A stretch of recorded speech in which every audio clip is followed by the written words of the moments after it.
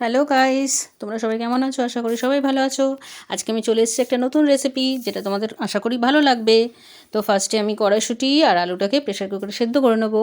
করে নেওয়ার পরে মিক্সিতে ওটাকে পেস্ট করে নেবো। পেস্ট করে নেওয়ার পরে কড়াই তেল দেবো। তেল দেওয়ার পরে এটা সাদা তেল দিয়ে করতে পারো বা সর্ষে তেল দিয়েও করতে পারো। তেলের মধ্যে চিংড়ি মাছগুলোকে দিয়ে দেবো। চিংড়ি মাছগুলো একটু হালকা করে ভাজবে।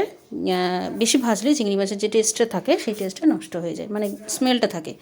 আচ্ছা, তারপরে তুমি তেলের মধ্যে পেঁয়াজটাকে হালকা করে ভেজে নিতে পারো। ভেজে নেওয়ার পরে হালকা করে রসুন দিতে পারো।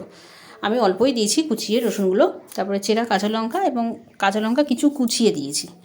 এবার ওটা যখন হালকা ভাজা ভাজা হয়ে যাবে, তার মধ্যে যে ভেজে রাখা চিংড়ি মাছগুলো তোলা ছিল সেগুলো দিয়ে তার মধ্যে টমেটো দিয়ে দেবো। টমেটো দিয়ে ওর মধ্যে একটু নুনটা দেবো। সেই নুনটা তোমাদেরকে আমি দেখাইনি, তো নুনটা না দিলে ওটা বেশ টেস্ট হবে না। নুন দিয়ে দেবে আর একটু হলুদ দিয়ে দেবে।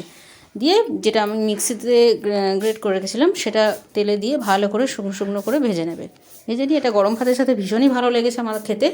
তো আমার খুব ভালো লেগেছে খেতে, তোমাদেরও আশা করি ভালো লাগবে, তোমরা এটা বানাতে পারো। তো আগেই আমি তুলে মেয়েকে দিলাম। মেয়ে বললো আমাকে আগে দাও মা, আমি টেস্ট করে দেখি। ওর তো ভীষণ ভালো লেগেছে, ফাটাফাটি লেগেছে। তো খাওয়ার পরে আমিও খেয়ে দেখলাম ভালো লেগেছে। তোমরা চাইলে এটা বানাতে পারো।